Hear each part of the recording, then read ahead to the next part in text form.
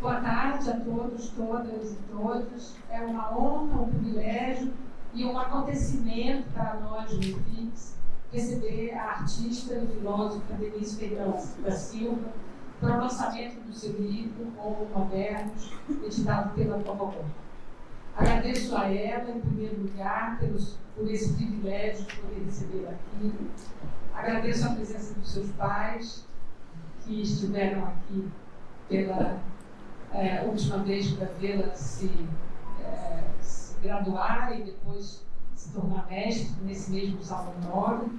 Agradeço à editora Cococó por ter promovido esse evento aqui no IFIX, à coletiva GIA e aos pesquisadores e pesquisadoras do Laboratório de Filosofias do Tempo Agora, que estão organizando esse encontro em condições tão adversas, numa universidade pública sob ataque permanente e constante, um processo de precarização cada dia mais acelerado. É preciso ter muita determinação para permanecer na universidade hoje.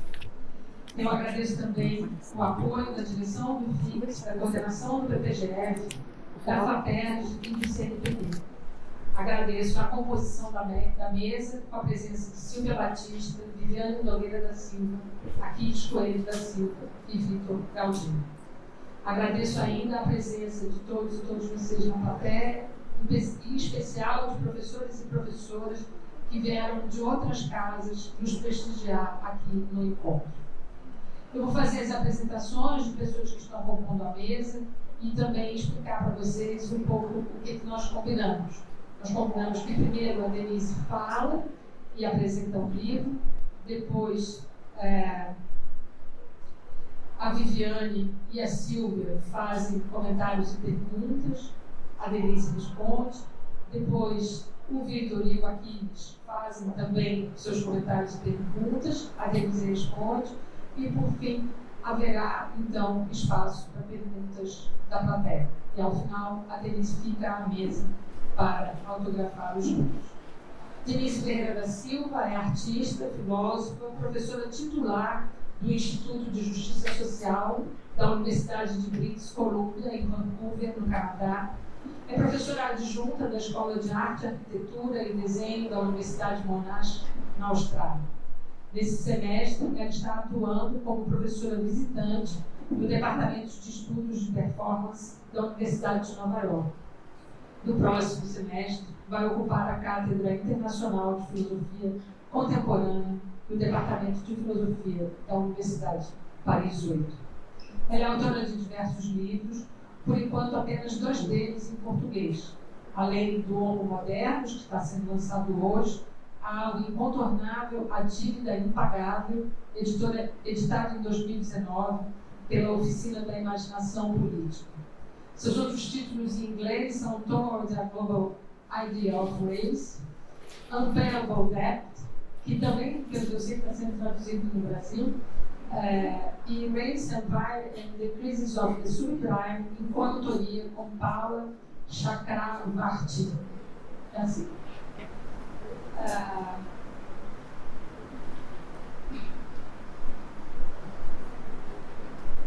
Seu trabalho artístico inclui diversas práticas artísticas, além da realização de shows e palestras em importantes espaços, como o Centro Pompidou de Paris, o Guggenheim em Nova York e o MoMA também em Nova York.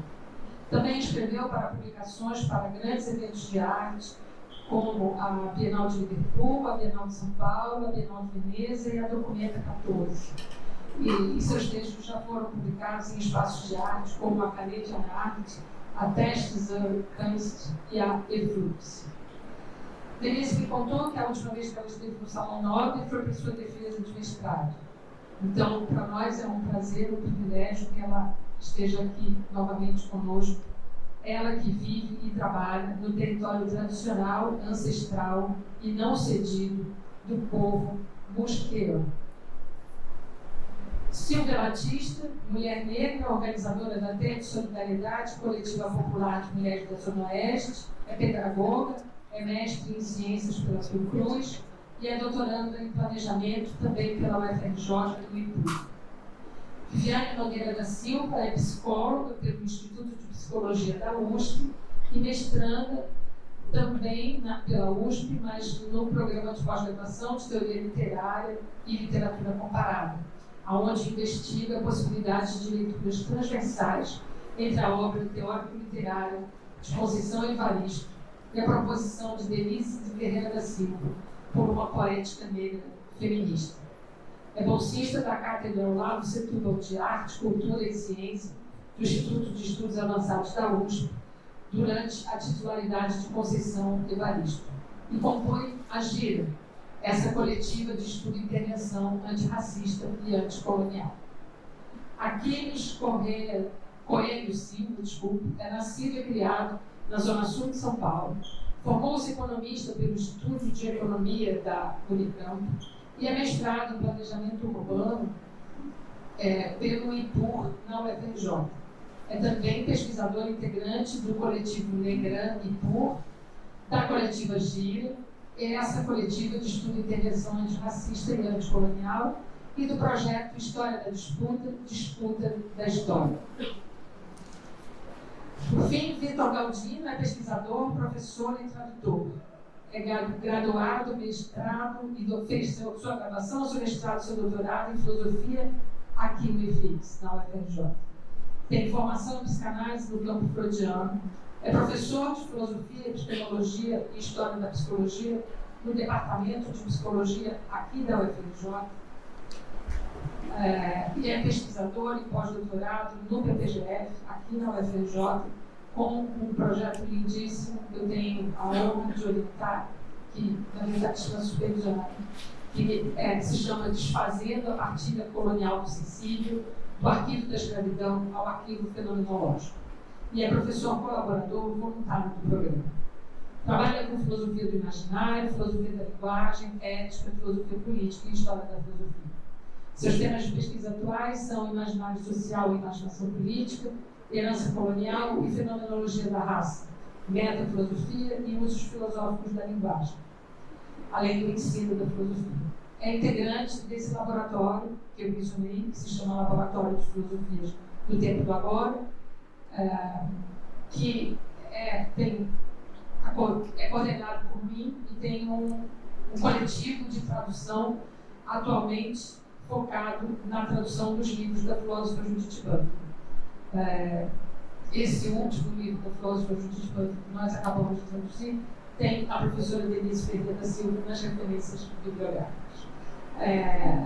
Então, esse coletivo de tradução e esse laboratório está aqui hoje apoiando a realização desse evento. Eu agradeço novamente a todo mundo que pôde transformar esse evento numa realidade. E então, passo a palavra com muita alegria à professora Denise Ferreira da Silva.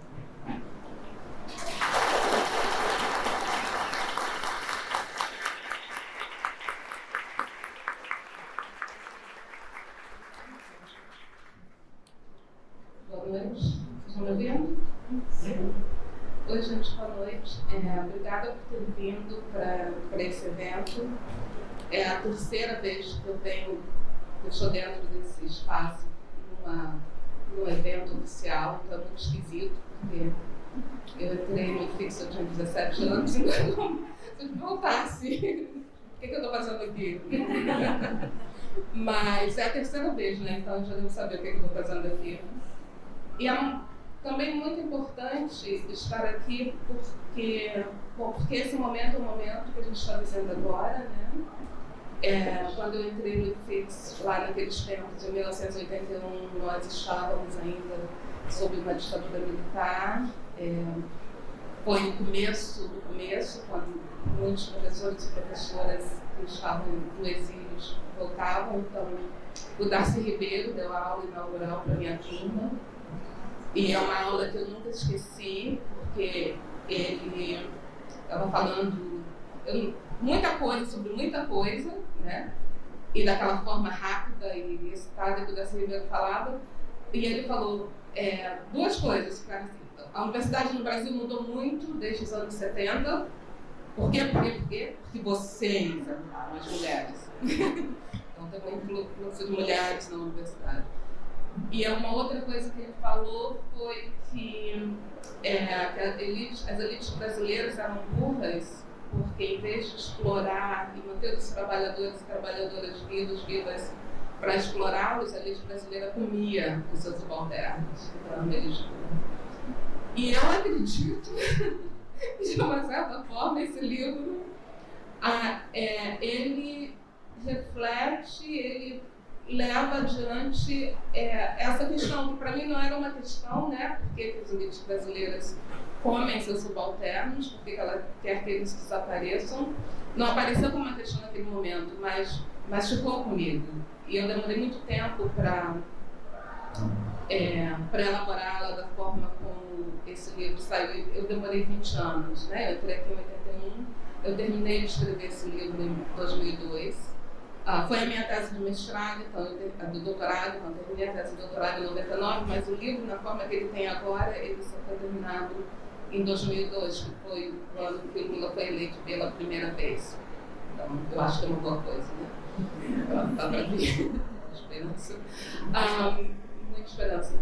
Mas, antes de falar do livro, eu queria falar mais um pouco sobre a relação dele com esse espaço, porque, embora quando vocês lerem, vocês já leram, as pessoas que ainda não leram, quando vocês lerem o livro, você vai ver que eu estou assim, cortando relações com tudo, né?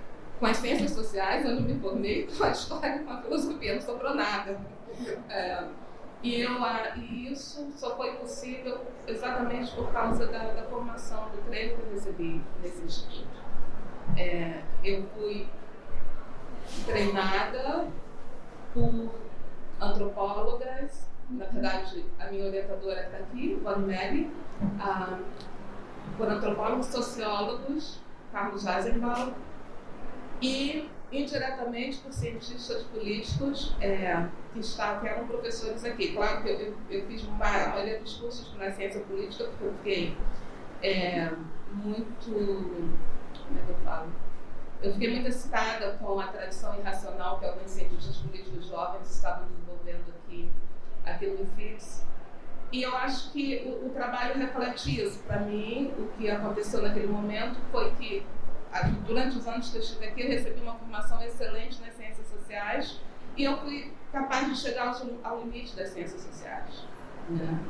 Não só ao limite daquilo com que elas poderiam contribuir para o tipo de transformação necessária para esse país, né? Que naquele momento começava com a necessidade da gente se dar conta que as elites brasileiras brancas comem os seus outros negros e originários, mas só que as ciências sociais não lidavam com isso daquela forma e os movimentos políticos também não lidavam com a questão da mesma forma. Né? Porque ao mesmo tempo que eu estava no IFIX, eu estava fazendo parte do movimento negro, eu já tinha feito parte da Igreja da Teologia da Libertação na Vila Aliança, eu já tinha feito parte do Partido Comunista do Brasil, já tinha passado pelo PT, eu fiz assim, a trajetória da minha geração. Então, essa formação que eu tive, tanto aqui dentro desse instituto, trabalhando no laboratório de pesquisa social como estudante, e o laboratório naquela época trabalhava com os vários movimentos sociais, na rua com o movimento negro, na rua marchando contra a ditadura militar, na rua na campanha do PT, mas antes na rua nas campanhas do Partido Comunista do Brasil. Eu aprendi muito e sempre por todos eles chegava num impasse que a questão que a gente chamava da questão racial, a forma como ela era apresentada, tanto aqui quanto no Centro de Estudos Afroasiáticos, quanto mesmo pelo movimento negro naquele momento, e a forma como ele existia na vida das pessoas na Vila Aliança, as formulações da questão racial não se juntavam. Então, quando esse livro ele começa com a cena da morte, né, a cena da morte inevitável, da morte necessária, ele só começa assim porque eu achei que eu tinha chegado finalmente a um lugar no qual eu pude escrever sobre isso, sobre a violência racial como constitutiva do moderno, da modernidade, da colonialidade da nossa vida, de uma forma que trazia todos esses conhecimentos para o seu limite e, ao mesmo tempo, apontava para a possibilidade de fazer uma outra coisa.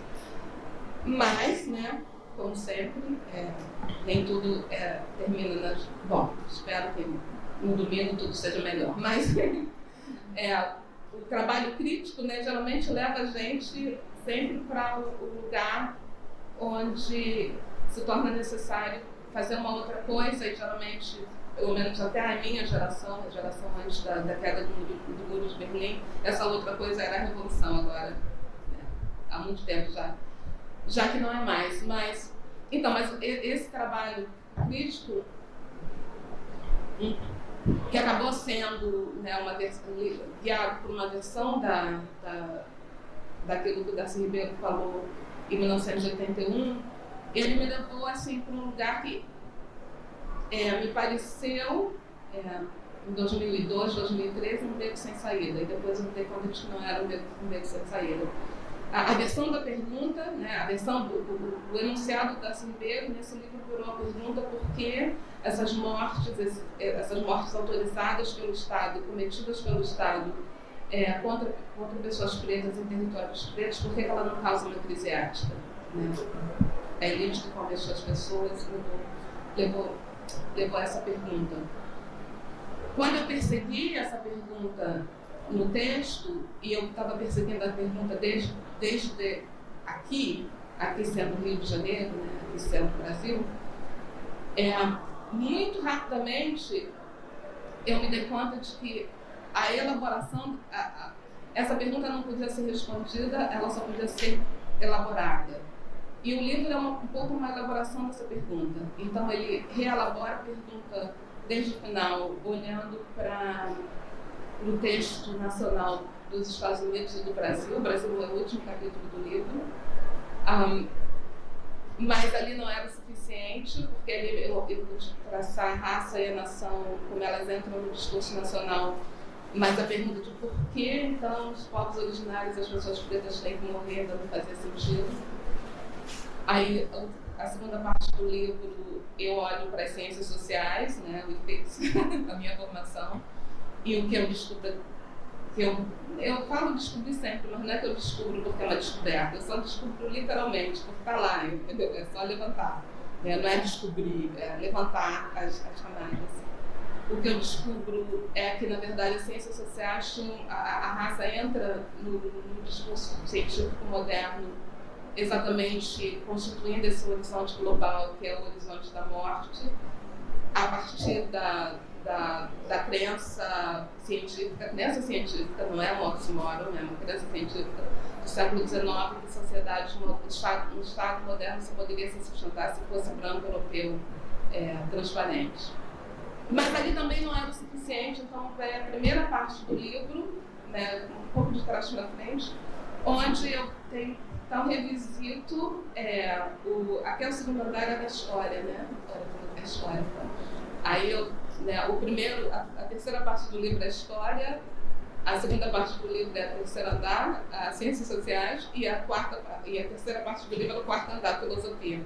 Então eu volto para a filosofia, vou lá para Descartes, como todo mundo, tentando descobrir por que essa morte anunciada, quando que essa morte foi anunciada, como necessária para a constituição do sujeito moderno. Mas ali, e eu vou acabar daqui a pouco, porque esse é meio que o final da história, porque tudo começou, outras coisas começaram a acontecer.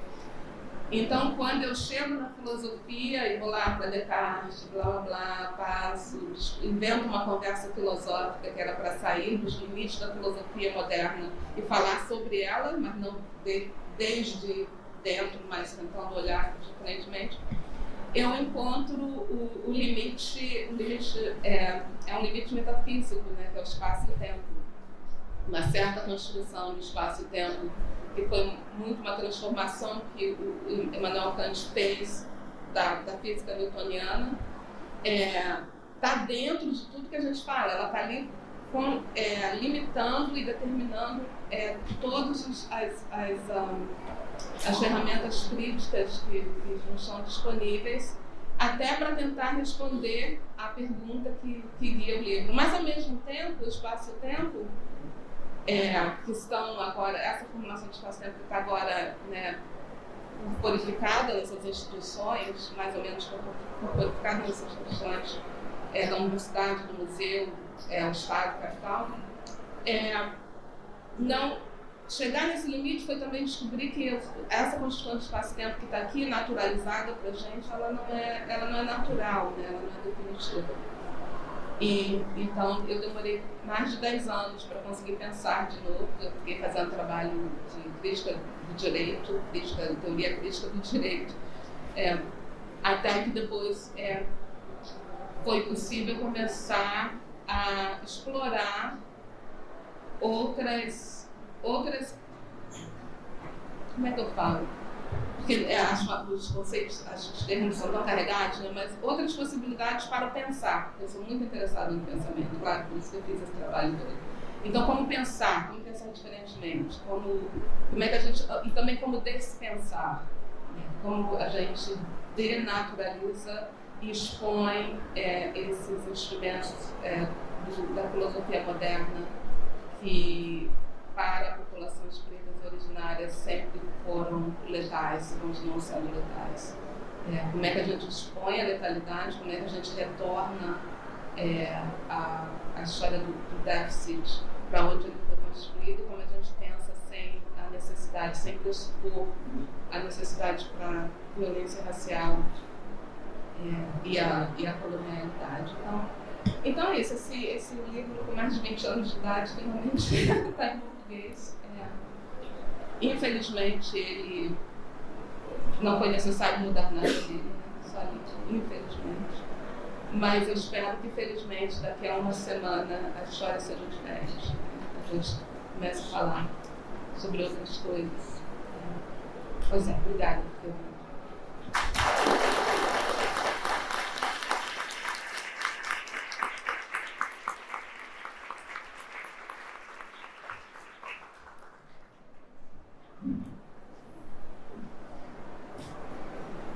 Boa tarde. Tá dando pra mim ouvir? Acho que é. Assim? Isso. Só tá baixo. Aumenta.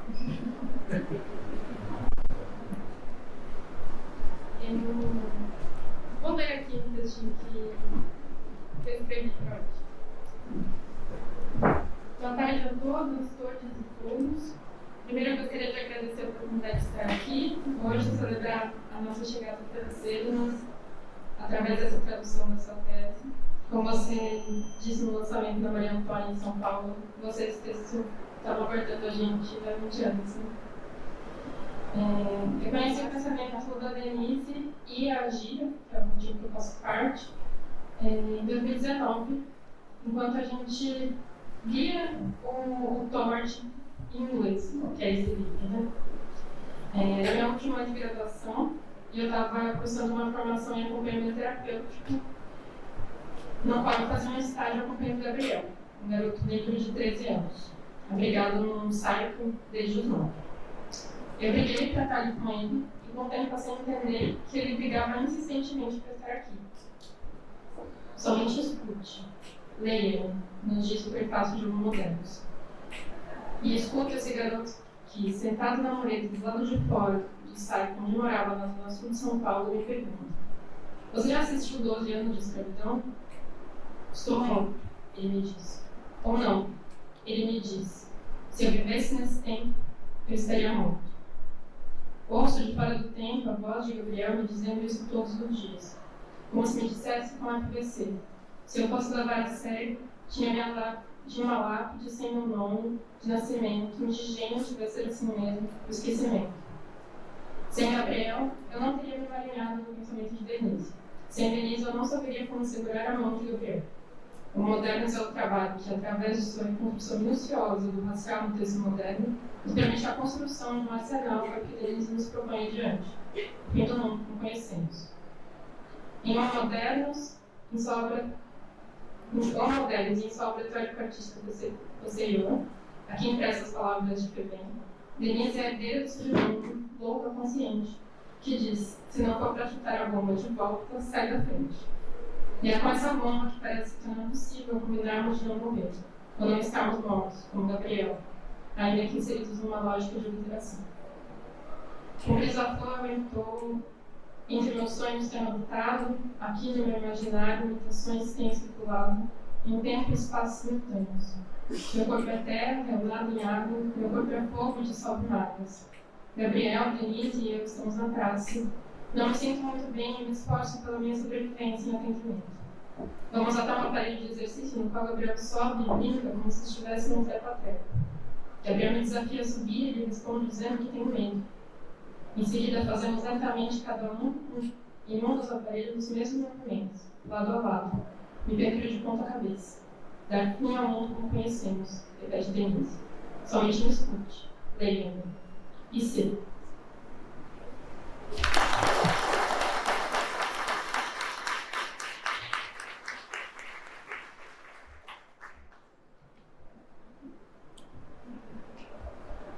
Boa noite. Boa noite. Boa noite. Eu estou muito nervosa.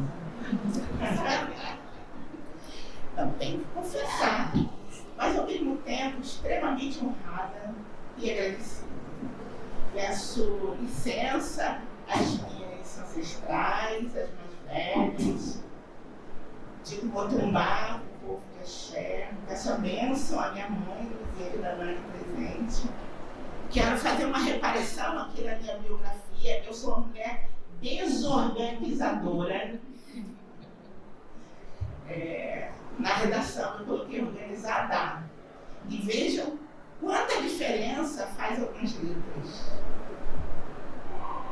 Então, eu sou uma mulher organizada. E no Brasil atual, esse Brasil que treme, né? Esse Brasil que sofre, estar organizada faz uma diferença muito grande. Eu vou trazer um pouco uma narrativa do território de onde eu venho, porque nesse diálogo aqui com Denise Ferreira da Silva isso é fundamental, refunda a nossa relação, uma relação que primeiro era uma relação das palavras escritas e depois se torna uma relação mais próxima que quer se aprofundar. E por isso eu vou falar de onde eu venho. E quero dizer que hoje, né, depois de mais de 20 anos de um trabalho de base local ininterrupto, eu posso dizer que represento, sem falsa modéstia. Desse lugar que eu venho, a Zona Oeste do Rio de Janeiro, a gente tem muitas organizações comunitárias de base ou de base local extremamente potentes, lideradas, organizadas por mulheres negras e antirracistas. Somos, né, uma coletiva de mulheres que prima pela interseccionalidade, mas que não é uma organização unirracial, é multirracial, o que, né, nos conduz a uma série de enfrentamentos cotidianos, escolhas, diálogos e muita coisa interessante. Eu ouço dizer que ao longo desses 20 anos nós tivemos pequenas vitórias políticas, organizativas e territoriais. Daí a minha questão, né, da Plaza sobre espaço e tempo, né, principalmente por ser uma mulher doutoranda em planejamento urbano, né, a Zona Oeste do Rio de Janeiro é para onde a cidade do Rio de Janeiro empretece e onde a coisa fica preta, no sentido da presença militarizada no espaço como primeira expressão pública do Estado, né, com seu coturno, com suas armas escuras, sombrias, assujeitadoras. E lá, querida Denise, lá brotou uma organização simultânea, né, em dois pequenos espaços da Zona Oeste do Rio. Nasce uma organização de mulheres no ano de 2006, um ano antes, né, da publicação inicial do seu livro, e do outro lado, a gente brinca que é o Morrinho, né, do outro lado do maciço, nasce uma organização pautada de agroecologia também, palavra que foi levada ao território também por uma mulher bióloga. E essas duas, e eu trouxe aqui algumas sementes, né, e quero falar delas, sementes.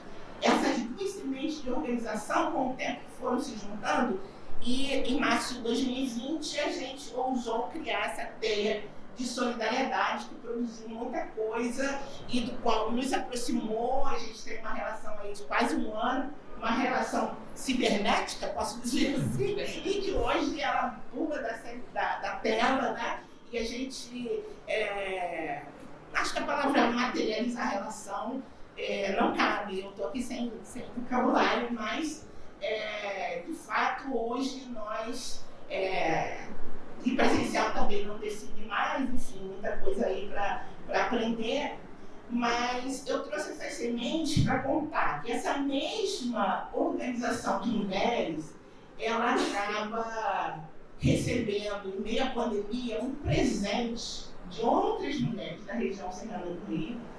E essa pequena semente aqui, ela traz uma memória biológica, mas também social, também técnica. E ela desce a região serrana do Rio, se espalha na Zona Oeste. E eu tenho essa planta no meu jardim. E essa planta, ela tem um aspecto, e até esse minuto eu não sabia se eu faria essa pantomima aqui, e resolvi fazê-la porque sou dessas, né? A agroecologia tenta porque aqui no Sudeste existem outras implicações, mas eu quero dizer que a agroecologia trouxe para a gente um caminho. E a organização das mulheres negras trouxe um farol.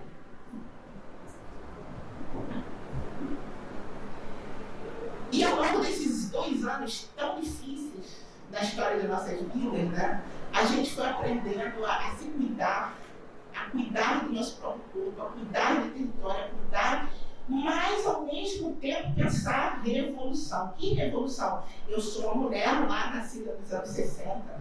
Então é quase difícil eu não ter passado por um interesse de ver uma revolução armada nesse país.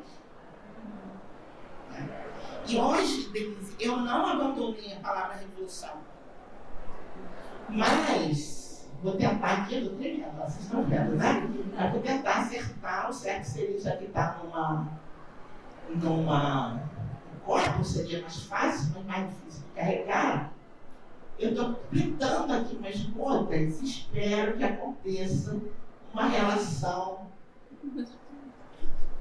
Não, mesmo uma explosão, não chego tanto, ainda não, depende do domingo, depende do domingo, a gente pode querer de novo uma explosão. Mas eu não sei se vocês veem alguma coisa acontecendo. Estão vendo o tom avermelhado surgindo do rosto dos lilás, dos movimentos das mulheres, né? Queria que fosse um vermelho mais vivo, mas bem é suficiente parar por aqui para dizer, Denise, seu livro vem preencher uma lacuna importante no nosso processo de construção do conhecimento. Naturalmente, ainda não li, porque meu maior interesse, desde que o livro chegou, tem sido domingo, vira-voto, né? Mas eu já estou quase terminando a introdução e já, né, como eu já tinha lido outros textos teus, então eu me sinto assim, extremamente contemplada com esse curso intensivo que está aqui nessas páginas, né? E aí volto a dizer, por que ele me interessa? Porque traz sementes de transformação. No entanto, é um código linguístico escrito, e eu me pergunto quantas das minhas companheiras organizadas será capaz de decodificar esse código, porque a escrita, ela formata o cérebro. E por que eu trouxe essa pagelança? Porque existe um domínio de um outro conhecimento, de um outro tipo de construção de conhecimento que é preciso estar em diálogo. E como ainda não cheguei ao fim do livro vou chegar, e vou ter muitas outras perguntas. Eu queria saber, Denise, que gota transformadora você traz para o nosso território em convulsão social. E assim como essa semente que dessa serra se espalha, se multiplica, apesar de minúscula, contém memória, contém código genético, contém tecnologia, contém transformação.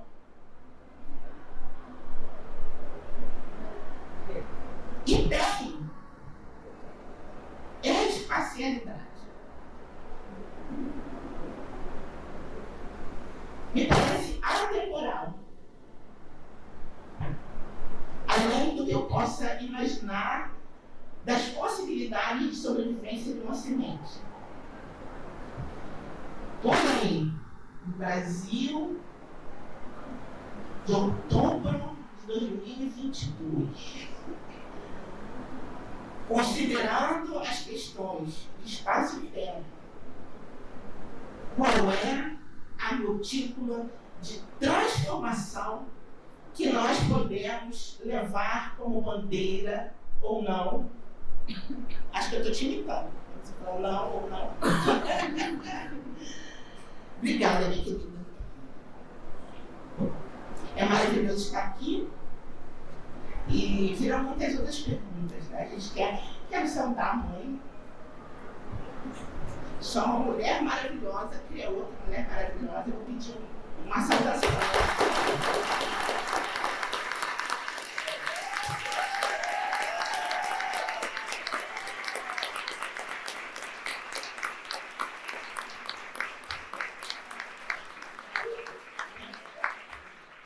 Dona Amélia, o mérito é seu.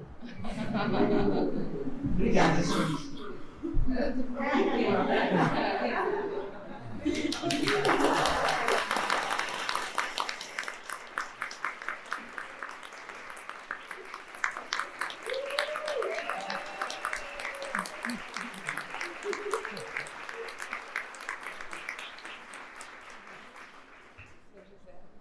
Com certeza, né? Sem ser José.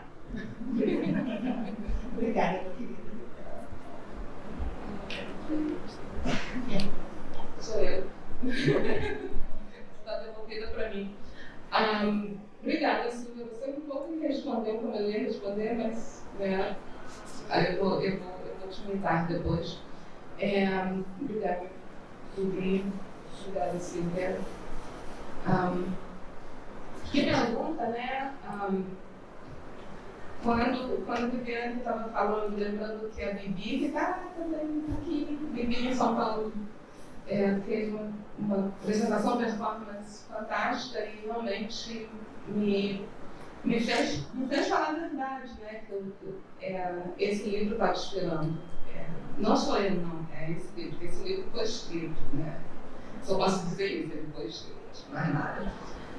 E ele estava esperando, e por razões que eu não sei explicar, ele pôde esperar, né? Ele foi publicado para poder esperar. Mas ele estava esperando não no tempo, do jeito que a gente pensa o tempo, ele estava esperando mais pelo momento onde algumas águas fossem se encontrar. Então, para mim, esses dias de lançamento têm sido encontros de águas e finalmente chegaram, né? No tempo e no espaço, é uma coisa do tempo e do espaço, né? As águas finalmente chegaram e as águas chegaram, vocês chegaram, né? Vocês nasceram um pouco antes dele estar escrito. Mas a minha mãe nasceu tem 80 anos e eu e Silvia somos da mesma geração. Você é muito mais jovem do que eu. Mais ou menos da mesma geração. Então, essas são as águas também, né? Então, quando você faz a pergunta sobre a semente, que houve a semente, para mim essa semente já está, né? Estão aqui. E para mim, elas são mulheres. Eu não sei porquê, né? a pergunta o porquê, a pergunta por quê, eu não sei, eu também não quero. Eu sei que é como tem sido as mulheres negras e as mulheres indígenas também, que é contra essa tendência fundamental eu tenho que falar da modernidade, não tem outro termo mais simples, não tem outro termo, essa tendência letal da modernidade, elas, nós, vocês,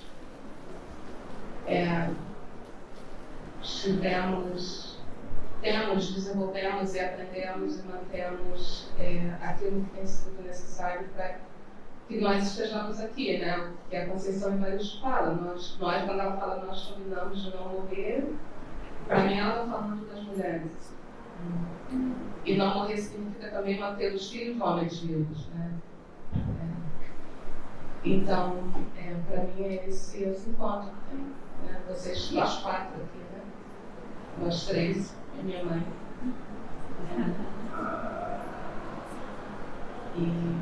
Então, a minha resposta para a sua pergunta, eu não sei, eu sei quem foi, que elas estão aí, que elas fazem isso.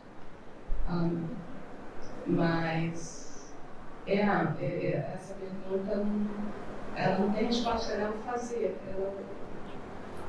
Mas eu também acredito que a gente, eu tenho que manter a positividade.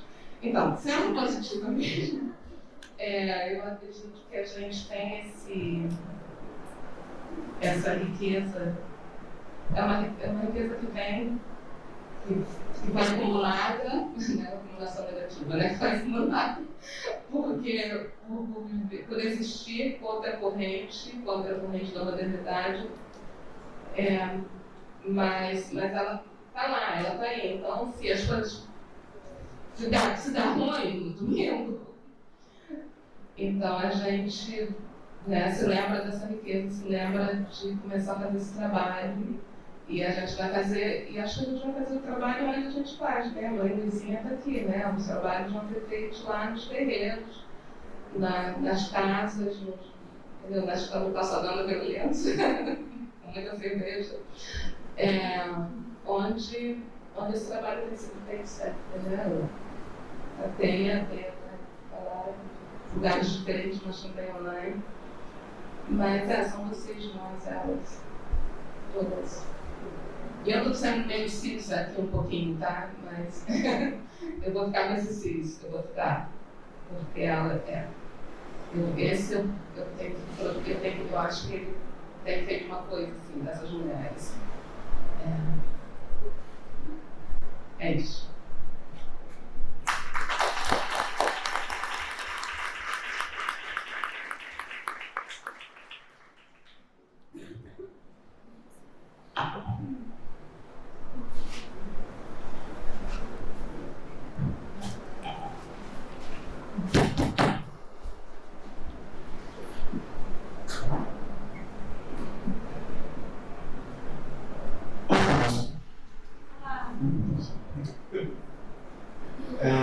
Boa tarde, quase boa noite. Em primeiro lugar, queria agradecer a todas as pessoas presentes, porque não haveria evento para dizer que eu faço agradecimento só para essas pessoas.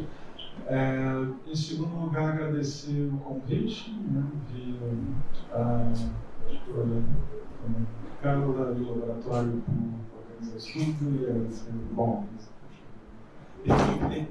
tudo o resto, e agradecer também ao resto do pessoal na mesa. Isso é um evento bastante. Bastante diferente do que eu estou acostumado a ver aqui.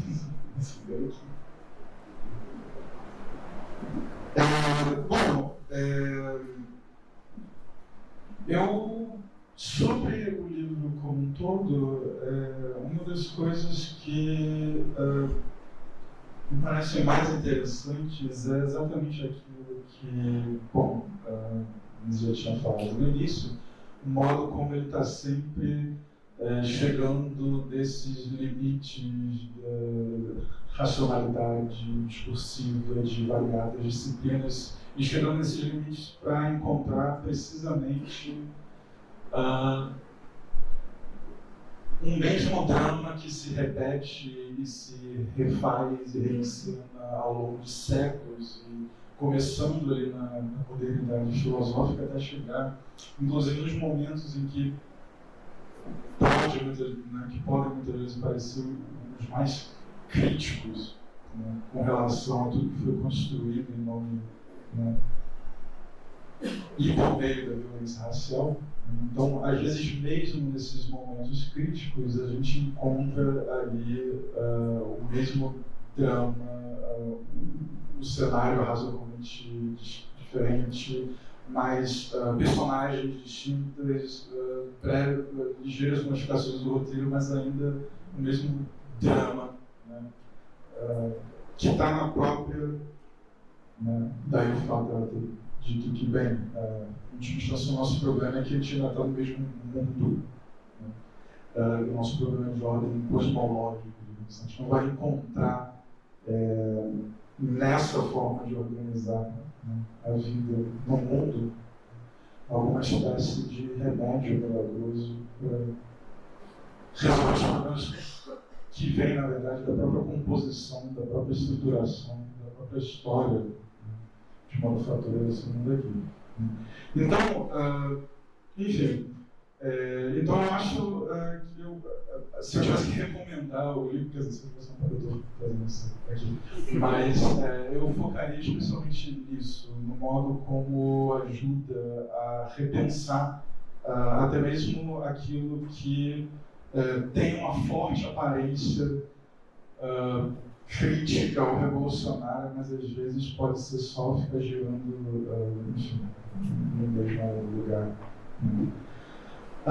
Uma coisa que me chamou bastante atenção, eu li o livro em 2 momentos. No primeiro eu não li tudo, porque era um grupo de estudo, e bom, grupos de estudo eles sempre sofrem dessas contingências enigmáticas que fazem com que eles se dispersem, e ele também sabe responder, porque já os eles pararam isso em grupo de estudo, de repente só não tem mais uma sessão. Então eu não li o livro todo dessa vez, eu estava lendo antes da tradução sair, então é em inglês. E nesse momento, eu passei bastante tempo discutindo o início do livro, que fala sobre a fala, onde aparece ali a fala do louco de Nietzsche, anunciando que a razão liberou armas poderosas demais para que ela mesma pudesse conter aquilo ali no futuro, de modo que a morte de Deus ela é só uma espécie de efeito dominó que vai arrasar tudo, eventualmente. E isso me chamou bastante a atenção, porque eu fiquei também pensando em todas as outras coisas que eu estava lendo na época, inclusive em algum texto que eu não vou lembrar agora, mas como Fred Moten fala sobre como Fanon sabia que ele estava dizendo era meio louco mesmo, né? Ele sabia, ele como médico, né, psiquiatra, ele sabia que aquilo ali não seria ouvido ou lido como se fosse uma coisa sã, racional, etc. Né? Enfim, fiquei pensando em todas essas maneiras de um discurso que, bom, às vezes não importa o quanto simule uma racionalidade, por exemplo, acadêmica de uma disciplina específica, ainda assim é descartável tido como alguma manifestação de loucura, alguma manifestação irracional. Enfim, todas essas coisas que a gente sabe e às vezes vai fingir que não acontecem. Né? Então, eu fiquei pensando muito nessa figura do louco, porque o livro começa dizendo precisamente que o que esse louco de Nietzsche fala não está completo. Né? Ou seja, pelo menos assim que eu entendo, né? Todo o resto do texto ele se desdobra desse reconhecimento de que está faltando alguma coisa ali naquela fala, o que fica especialmente evidente quando você pensa também numa outra coisa que aparece no começo, que é toda aquela história de anúncio da morte do sujeito e tudo mais. Eu acho essa pessoa muito divertidíssima, porque realmente morreu, o que eu faço com essa coisa? Então tem toda essa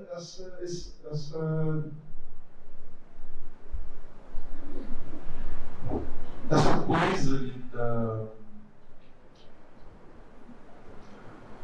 de uma morte que não é o efetivo fim, né, do sujeito, né? É como se você tivesse, de alguma maneira, a possibilidade de desfazer esse corpo, mas o espírito dele continua, e se desdobra e fragmenta e anima todas as outras formas, digamos assim, menores de subjetividade, sujeitos talvez com um pouquinho menor que o sujeito ou homem, de forma que todos esses anúncios da morte do sujeito, eles não dão conta do fato de que aquilo mesmo que produziu e que foi a condição de produção desse sujeito continua ali e continua, portanto, como fonte de vida para aparentemente infinitas atualizações desse mesmo sujeito. Então, o que me interessa aí é justamente o que é o próprio texto enquanto algo que aparece depois, tanto dessa indicação de que a fala do Lobo foi incompleta, porque não leva em conta como o racial mobilizado para construir todas essas figuras grandiosas e que supostamente eventualmente vão desaparecer, né? Mas também um texto que está tentando lidar com esse modo como fica retornando ali várias e várias vezes as mesmas condições, uma mesma sensibilidade, uma mesma tese, uma tese, né, da transparência, essa mesma zona de transparência que fica retornando e retornando e retornando como lugar próprio, né, do político e tudo mais. Então,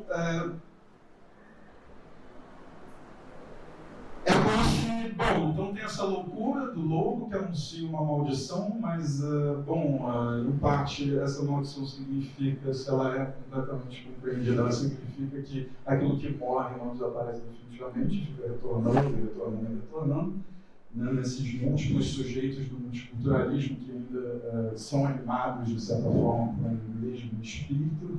Né? Então, a minha pergunta era mais sobre o que é o texto no meio de todas essas figuras. O que é o texto, por exemplo, perto dessa figura do louco, que já está no limite de certa discursividade e que, ao mesmo tempo, não fala o suficiente que talvez apareça no resto do texto. Então, o texto, por exemplo, uma ampliação da fala do louco, é uma revisão, ou é enlouquecer de vez o louco, coisas assim. E também essa coisa de, né, esses espíritos fantasmas, assombrações, né, essas possessões demoníacas e tudo mais. Né. O texto ele é mais, por exemplo, um esforço de exorcismo por meios filosóficos, ou ele é a preparação de uma cena de exorcismo a ser feita por outros meios. Né. Ele é a demonstração da racionalidade de uma fala, né, que poderia muito bem ser igualada às falas de uma curandeira ou astróloga, né, dada a distância com relação ao ideal de razão, ou, por exemplo, é mais o reconhecimento filosófico de formas mágicas que estão logo lá no centro, né, dessa zona tida como próprio do político, essa zona construída inclusive por textos, como o livro de Próspero que você menciona. Né. Enfim, então, para terminar, é uma profecia, por exemplo, que repete com mais intensidade o que o Lobo diz, né, que diz que o fim do mundo, como conhecemos, não pode ser adiado para sempre, ou é mais um chamado para fazer de outra forma, uma forma não textual, inclusive, o que o Lobo não fez ainda porque ainda está preso na escrita de diagnósticos e tudo mais. Eu pergunto isso porque o próprio livro, em vários momentos, ele é um livro que se coloca nesse mesmo contexto global, epistemológico, e também se reconhece em vários momentos as suas próprias limitações enquanto uma crítica que está se jogando no meio dessa confusão toda que a gente não inventou. Né? Então, o que exatamente é o texto e quem é você enquanto autor do texto no meio dessas figuras, né? Bruxaria, loucura, essas coisas divertidas. Desculpa, eu sempre tenho a noção do tempo. Eu falo de... Obrigada, Vitor. Aqui.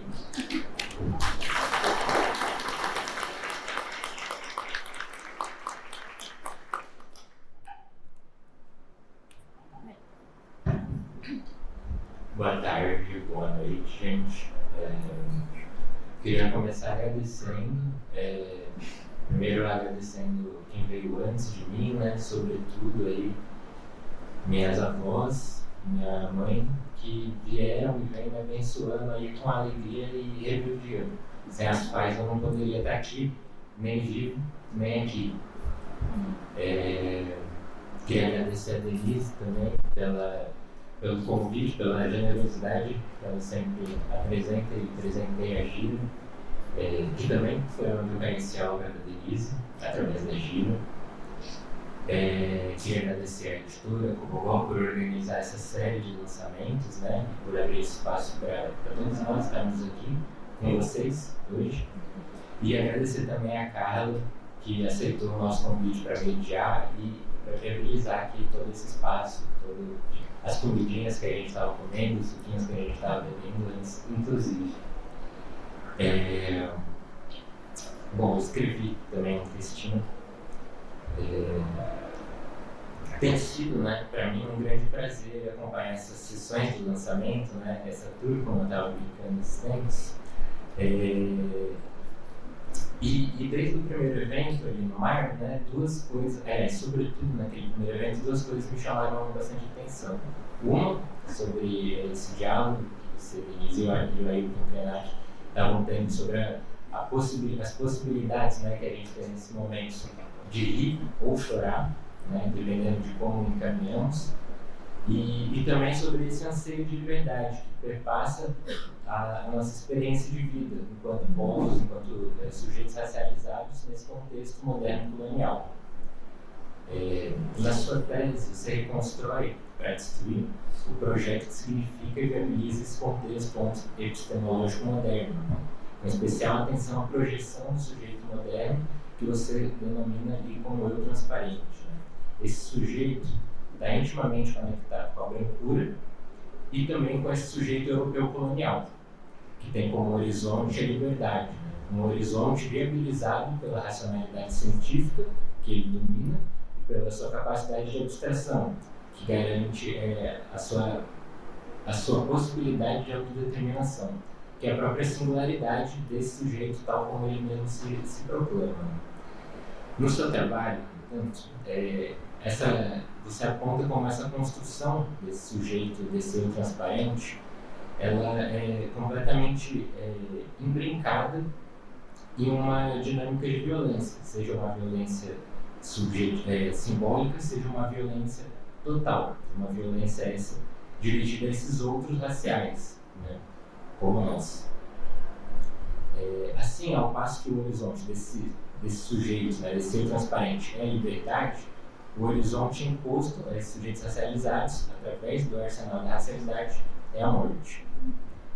Nas discussões recentes que a gente vem tendo na Gira, a gente tem passado pela ideia de liberdade, né? Muito influenciados, inclusive, pela leitura de Vidas Rebeldes, do C.J. Hartman.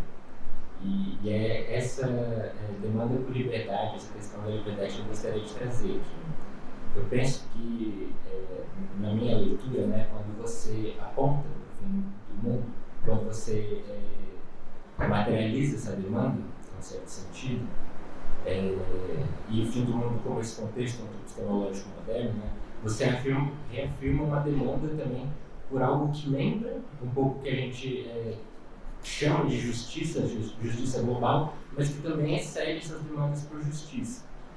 Me parece que essa demanda por novos contextos que possibilitam esse exercício existencial desses povos racializados, subalternos, nos seus próprios termos dessa vez, né, me parece também uma demanda por liberdade, em termos distintos, porém, do que é essa liberdade moderna, do que é essa liberdade proposta no texto moderno europeu.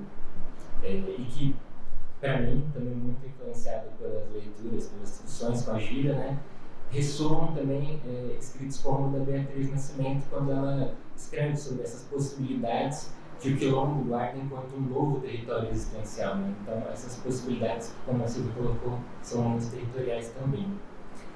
Nesse sentido, que eu gostaria que a gente ouvisse um pouco sobre a liberdade, como um convite, já lembrando que eu estava falando, para sorrir, já chegando no final um pouco desse evento, dessa série de eventos. Né?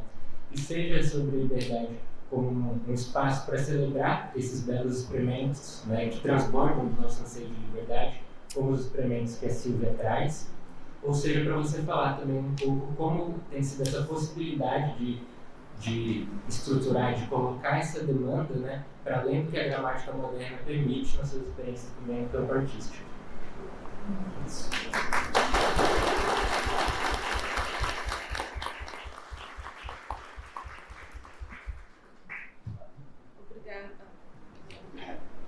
Obrigada, Vitor, Aldina, obrigada, Cris, por estarem aqui e ter os comentários, perguntas.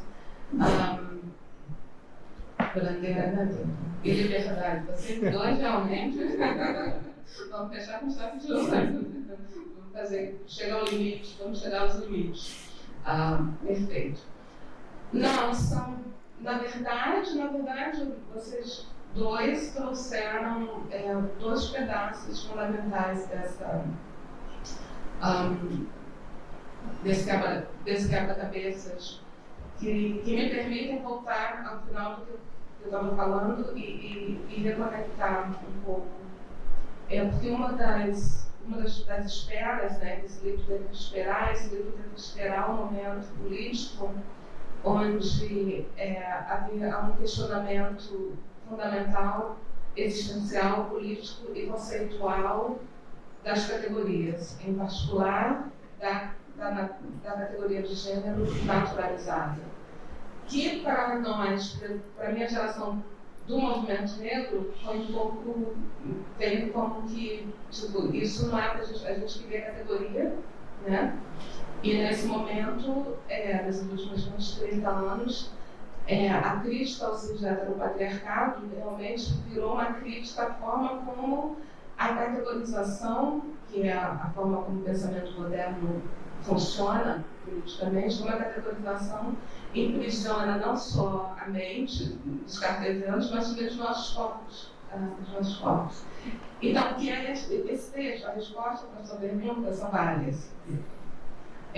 Mas eu acho que, entre outras coisas, o que esse texto faz, e por isso que ele era meio esquisito há 20 anos atrás, e ele foi recebido uma coisa assim: o que ela está falando? Está maluca? Enlouqueceu de vez? Uma das coisas que ele faz é exatamente expor o papel político que a necessidade, oposta à liberdade, sempre fez no pensamento moderno, mas estava sempre meio que ocultado. E a necessidade fez esse papel constituindo sujeitos de gênero, sexuais de gênero, ela fez esse papel criando sujeitos raciais e sujeitos culturais, etc. Então, é só isso que o livro faz de uma certa forma. Então, a gente pensa que todo projeto é um projeto de afirmação, de constituição, afirmação de uma figura que representa, eu estou falando meio mal aqui, mas é só para falar rápido, que representa a liberdade como autodeterminação, mas na verdade o que estava acontecendo ao mesmo tempo, exatamente para proteger o projeto Estado-Capital da sua base, que é a colonialidade, o que estava acontecendo ao tempo todo era a constituição de um aparato da necessidade que pudesse sustentar a constituição do eu transparente como uma coisa da liberdade, né? Então, Aquiles, boa pergunta. Eu acredito que não. São duas coisas, né? Se a nossa história fosse, a nossa história falando de história, né, dos subalternos da matriz colonial racial, seja heteropatriarcal, se a nossa história fosse a história de libertação das amarras feudais, né, aí a liberdade como autodeterminação faria sentido. Mas como a nossa história é a história de viver diante do horizonte da morte sob a autoridade que o transparente deriva da necessidade, então a nossa preocupação não é a liberdade, né? A nossa preocupação é existir sem estar colocada fundamentalmente, diretamente diante do horizonte da morte. É uma questão de como que a gente existe, né? Como é que a gente existe no mundo com tudo que também é do mundo como nós somos, sem a pressuposição da violência necessária para a nossa existência. Porque a liberdade do sujeito moderno, a liberdade do transparente, uma liberdade que precisa de matar os outros de Europa e também que se chama de natureza. Né? E aí estamos nós nessa crise do planeta que está descansado de ser destruído, explorado, extraído, expropriado. Então vira, entendeu? Porque a liberdade é a história da burguesia. Vamos voltar ao campo de fundo. A liberdade é a história da burguesia. É um conceito que a carregou, mas a gente, eu acredito que nós temos a capacidade de, exatamente porque a existência sob a liberdade para nós, ela sempre significou a nossa não existência, sempre foi chamada para a nossa não existência. Então, acredito que para nós a gente pode repensar como nós existimos. Né? Eu acredito que o primeiro passo é um passo muito simples, que é o passo de começar a pensar que nós somos do mundo, mais do que estamos no mundo. É uma distinção muito pequena, mas é uma distinção fundamental. E aí, se a gente pensa desse jeito, se é curandeira, se é louca, se é... Não importa, né? Porque a relação com o vermelho, com a relação com todo que também é do mundo, ela muda. Não é essa relação de apropriação, expropriação, instrumentalização. Né? Não, os críticos da modernidade estão sempre falando isso, é sempre a mesma coisa. Mas isso não significa que não tenha sido verdade, né? Dessa forma. Então, acho que a gente precisa de outros princípios. A gente mantém a justiça, né, como algo para vir, mas significando aquilo que nos guia, mesmo sabendo que vai ser sempre adiada. O conceito de liberdade, da forma como este foi elaborado e reelaborado, não funciona, né? Porque esse conceito precisa dessas categorias, ele precisa dessas categorias que aprisionam e que, mais do que aprisionam, né? Porque a liberdade não, mas o problema dessas categorias é que elas anunciam, elas põem a necessidade da morte, da não existência. Então a gente tem que pensar de outro jeito. Talvez seja a liberdade, talvez, né, a sua geração desenvolva a sua geração também, uma versão da liberdade que não seja letal como essa. Mas essa que a qual a gente está vivendo nos últimos 200 anos, ela é letal. Ela não serve mais.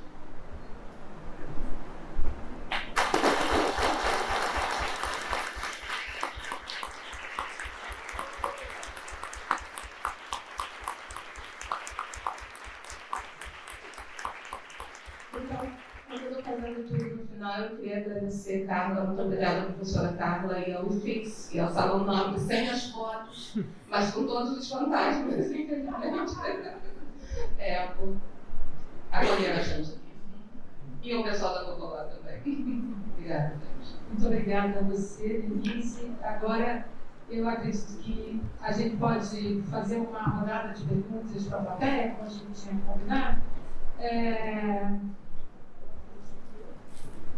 3 perguntas no máximo para voltar para ela e quem sabe dá tempo de fazer mais uma rodada.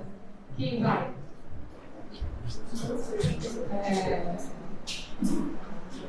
Nelma? Você está me olhando? Eu achei. Estou vendo a gente levantando a mão? Tá. Quem? Então vamos lá. 2 ali e 1 aqui. E aí, depois a gente volta para a mesa. Só que o microfone não vai até aí. Eu preciso que vocês venham até aqui, por favor.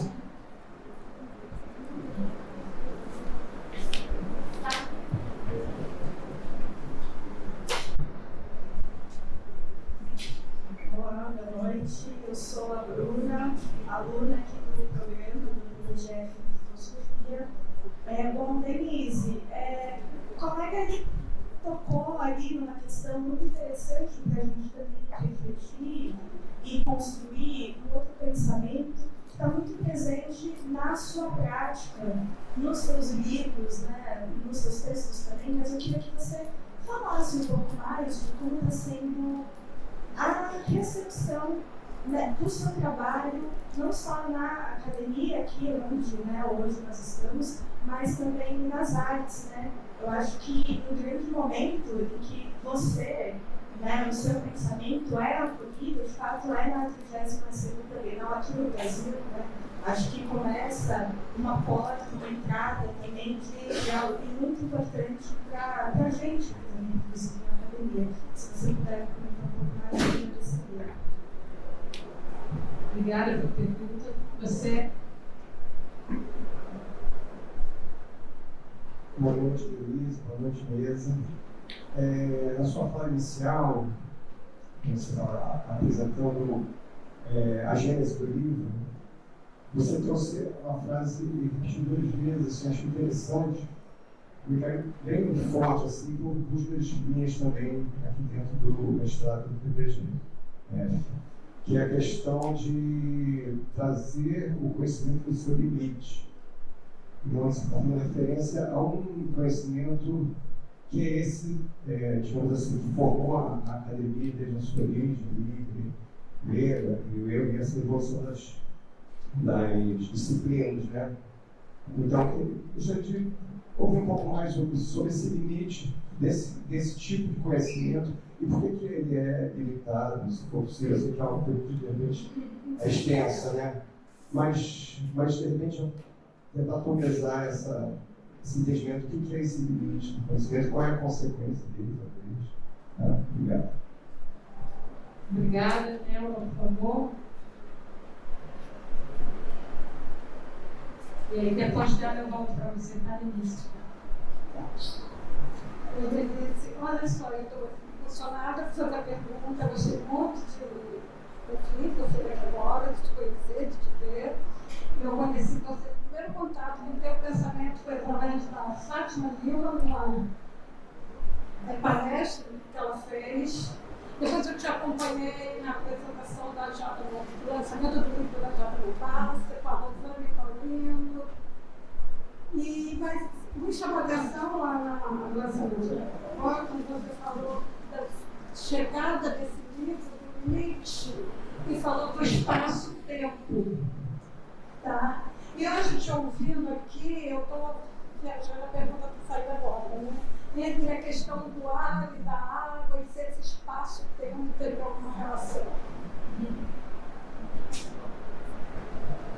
Obrigada. Obrigada, Bruna. Eu não peguei o seu nome que falou pela segunda vez. Obrigada, Nelma. Obrigada pelas perguntas e comentários. Carlos, desculpa, Carlos. Obrigada, Silvia. E não. Interessante que perguntas assim, vocês planejaram, porque ajuda tudo bem lindamente, também faz a tarefa de responder. Um pouco mais difícil porque eu estou aqui querendo vou juntar tudo porque está tudo junto. Mas, então, Bruna, eu não sei, eu vou falar muito. Bom, eu posso falar rapidamente sobre a recepção da arte, porque foi assim que eu voltei para o Brasil, né? E eu voltei por relações. A minha colaboradora Valentina Desideri é amiga de Jota Mombassa, Michelle Matius e outras, e Camila Rocha Campos, outras artistas curadoras brasileiras, e a Valentina, a italiana, que me introduziu, que me apresentou as pessoas aqui no Brasil. Mas o que foi mais fantástico sobre essa recepção das artes foi que eu aprendi uma coisa sobre a qual eu sabia, mas eu não tinha entendido ainda, que foi a combinação de 2 projetos da primeira administração do Lula. Os Pontos de Cultura e Ação Afirmativa. Eles criaram espaços para pessoas, de um lado, criaram espaços dentro da academia, em outras universidades, mas os pontos de cultura criaram espaços para fora da academia. O que significa que criaram espaços para pessoas criativas, intelectuais, inteligentes, incríveis, fantásticas, que não passava pela aristocracia. A gente sabe que a academia no Brasil não é uma vida aristocrata. Então, para a gente entrar, né, é um problema. Mesmo quando a gente entra, eu lembro aqui que era difícil sobreviver aqui dentro. Então, de um lado, eu entrei pelas artes, mas eu entrei pelas artes exatamente porque no campo das artes, fontes de cultura e a política cultural abriu um espaço para a brilhança preta indígena que não existia no Brasil. Eu acho que eu não teria entrado se isso não tivesse acontecido. Então, para mim, isso explica a recepção. As pessoas estavam lá, estavam prontas, mas estavam prontas porque elas meio que passaram assim, por baixo da roleta, graças às políticas culturais. É por isso que a gente tem que mudar essas coisas o mais rápido possível. Então, só isso que eu falo sobre recepção. E sobre os limites do conhecimento, Carlos, é isso, né? É isso. Então eu acho que eu falei mais sobre como é que a gente desenha estratégias desde dentro, né? Para abrir uns espaços para a crítica desde dentro. E eu acho que quer dizer, esse livro faz um pouco disso. Mas chegou um momento em que eu achei...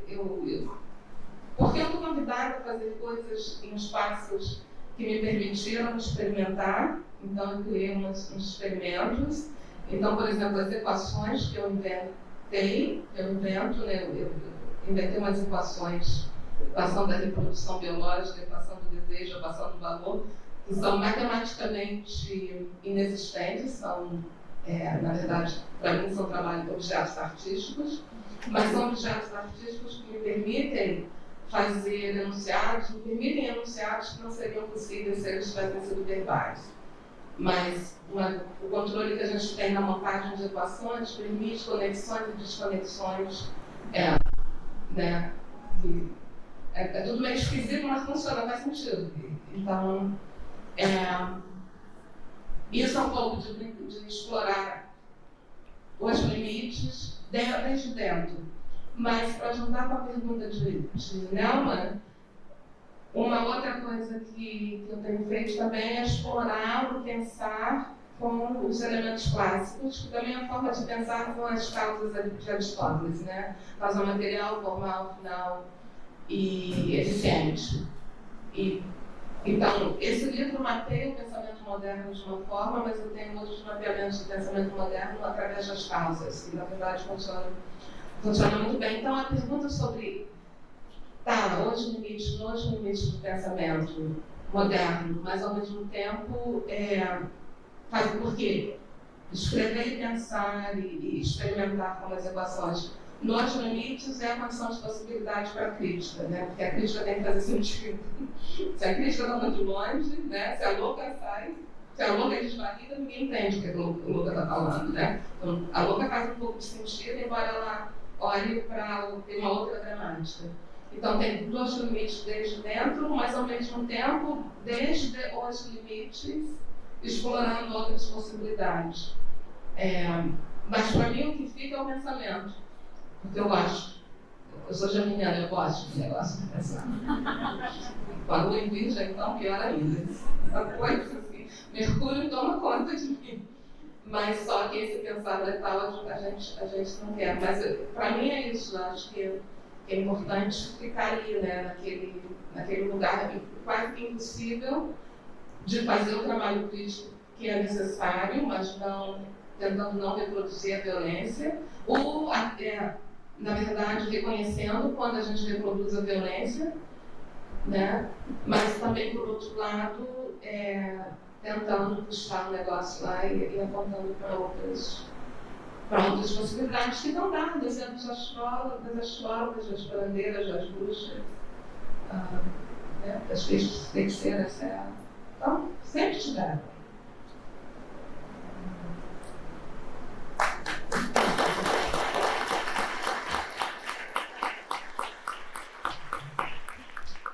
Quem mais? Oi. Infelizmente o microfone não chega aí. Também, quem quiser perguntar pode vir aqui perto, por favor? Eu faço mais uma rodada e a gente encerra, tá bom? Bom, eu sou a Ivone, fui durante 50 anos professora dessa casa e diretora um certo período. E eu não tenho uma pergunta, eu tenho só que agradecer e também dizer que para mim é uma realização e ao mesmo tempo é uma sensação de, sabe, a aluna que te supera de tal modo que você não tem palavras, a não ser dizer que lá no começo nós duas éramos muito mais jovens, muito mais inseguras e mais bravas, muito bravas. E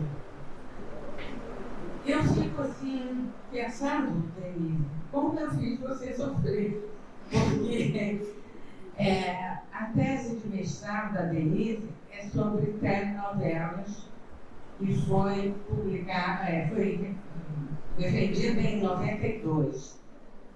E é nesse período que ela fazia a dissertação, eu estava fazendo o meu doutorado.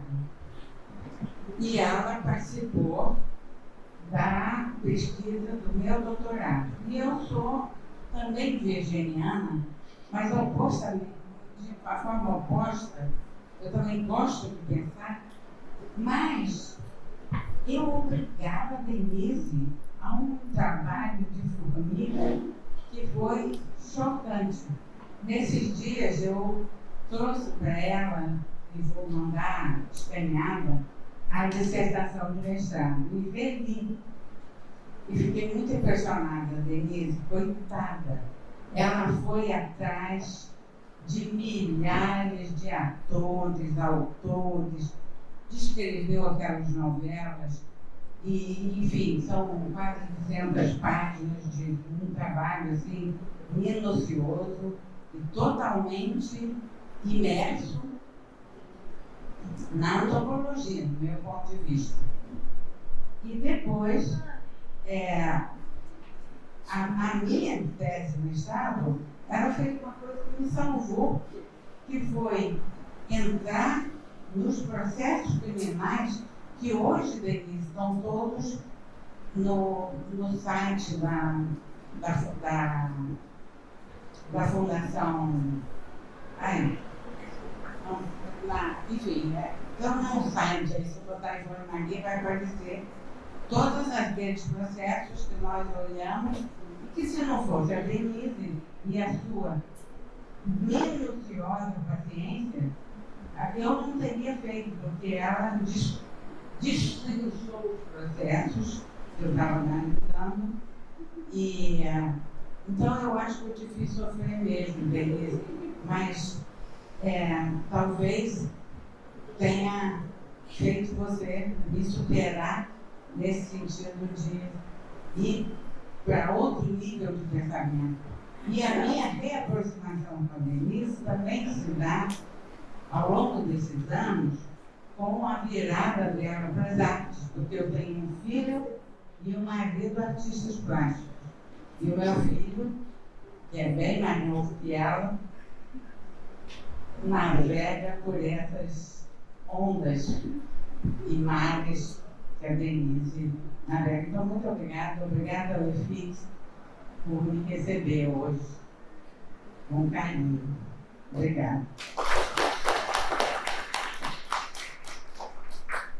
Obrigada, Ivone, pela sua presença. Tem uma pessoa agora antes de você, tá? Já passo para você depois. Bom? Eu não falo, eu grito. Eu não grito do oprimido. Eu não falo, eu grito. É um grito do oprimido. É um grito do dor.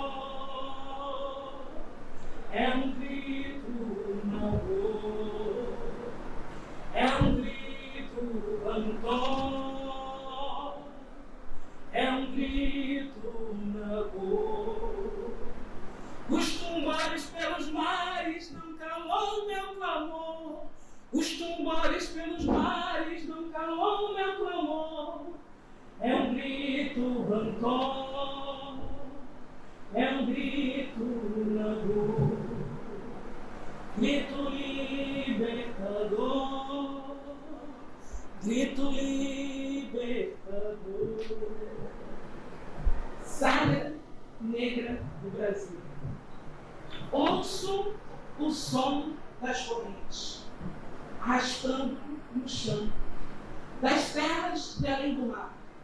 São crianças, idosos e adultos. África. Bantos, Nagô e Urubá. África, África, África. Nos pulmões não é fácil. Sufoca pouco ar. A comida é resta. É o que sobrar.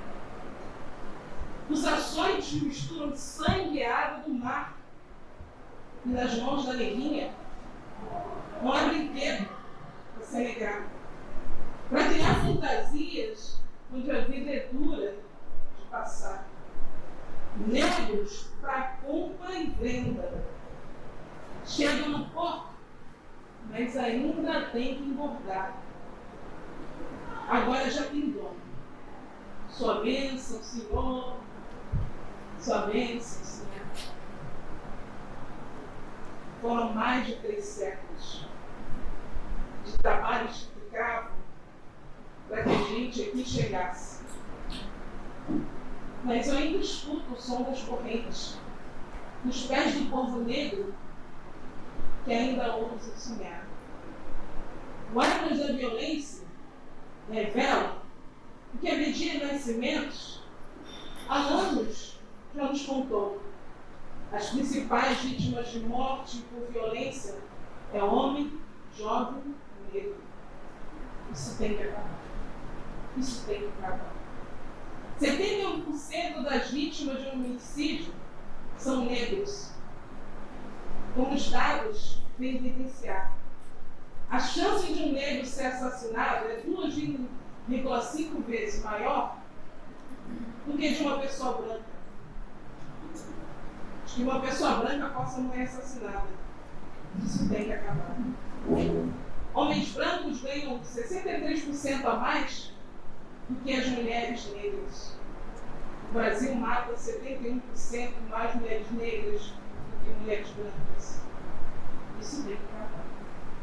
A Lei Maria da Penha conseguiu diminuir a violência contra as mulheres brancas, mas contra as mulheres negras não para de aumentar. Isso tem que acabar. Angela Davis diz: a mulher negra é a base da sociedade. Se ela se movimentar, toda a base vai se abalar. Negras, negras, negras. Salve nossas matriarcas. Salve. Eu não falo em grito, é um grito do oprimido. Eu não falo em grito.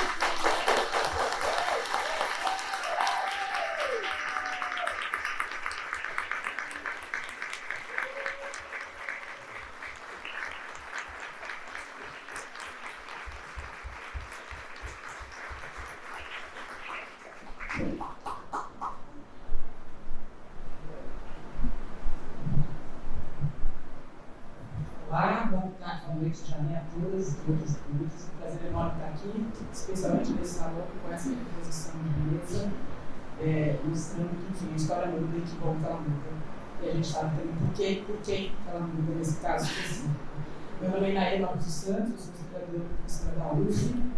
Eu queria perguntar para vocês, que eu não consegui receber, que chegou a primeira vez, que tive a oportunidade, e está aqui depois dessa nossa loucura que a gente está vivendo, eu não sei se tudo der certo vai acabar em 30, mas por muito que você falou, que virou um pouco de conhecimento do livro, que você corrobora uma importante tradição de pesquisadores intelectuais negros de vanguarda.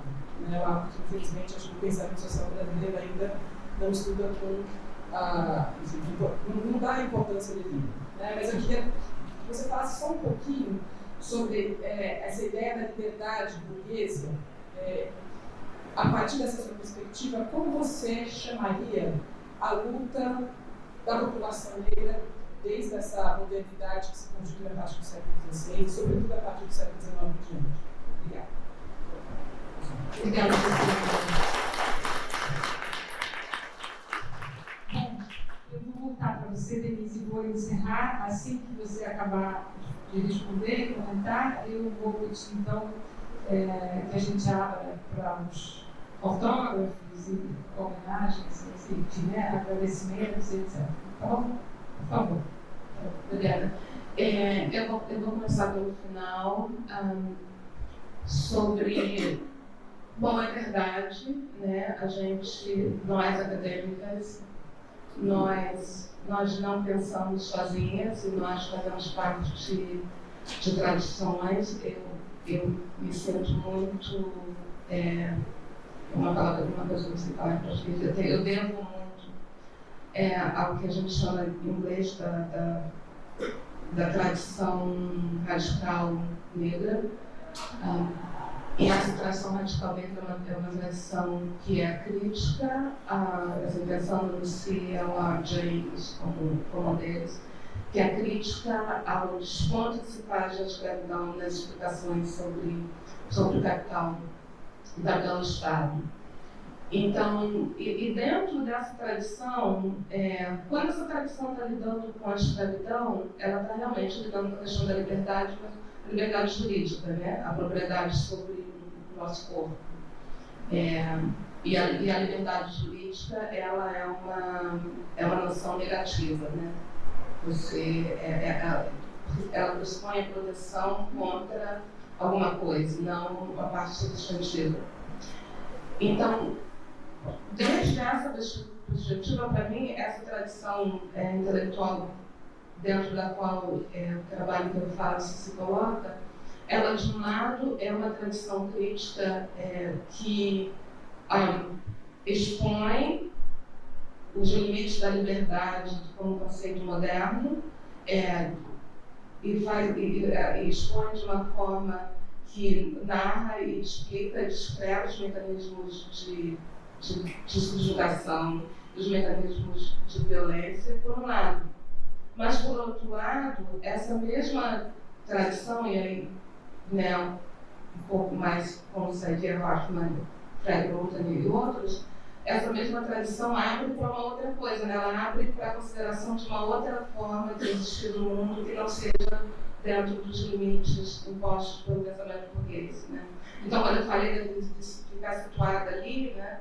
Então, de um lado tem a liberdade, mas também tem a fugitividade. A fugitividade, por exemplo, a fugitividade assume o fato de que nós estamos dentro dessa estrutura.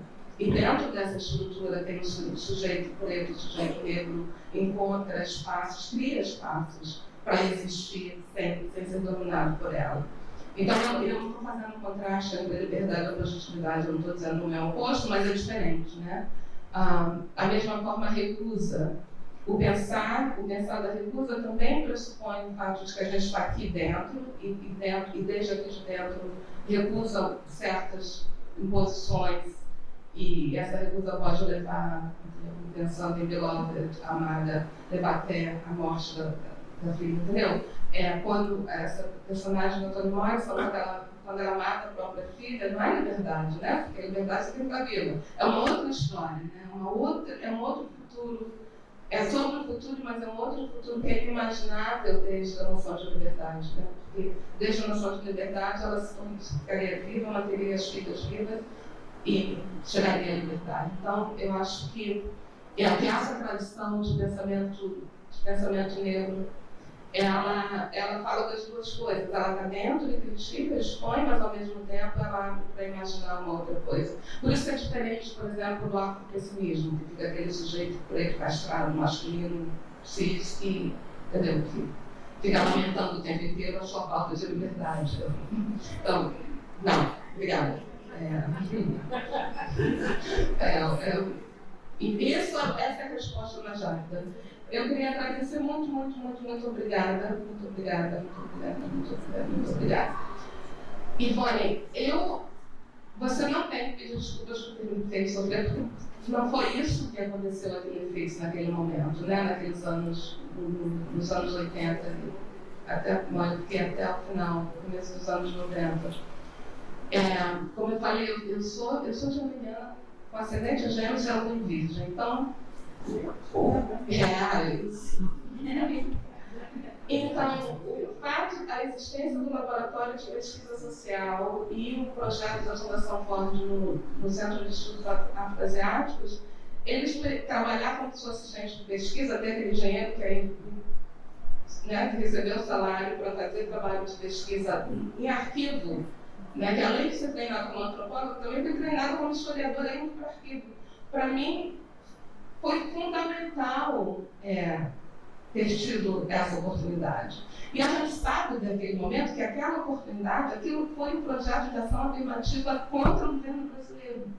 Né? A Fundação Ford estava desenvolvendo um projeto de ação afirmativa, eles falaram, Peter, eu pensei que ele estivesse por aqui, ele pode dizer que não, mas foi isso que vocês fizeram. Então, eu, a Olivia Cunha, a Olivia Galvão e os planos Barcelos e a Márcia Lima, a Márcia era professora lá na USP, nós nos beneficiamos do fato de que tinha um grupo de pesquisadores na área de relações sociais e estudos afro-brasileiros que nos anos 80 criaram um projeto não oficial de ação afirmativa. Eu não gostaria que isso não tivesse acontecido. Então eu não sofri, foi possível. Né? E agora é importante que as coisas mudem de novo e que se torne mais possível ainda. Mas não, foi muito bom, eu adorava ficar lá. Bom, era frio no Arquivo Nacional, né? Mas tudo bem. Mas eu aprendi muito fazendo aquele trabalho. Foi muito importante. Se não tivesse, se aquele projeto de ação afirmativa não estivesse aqui, eu não estaria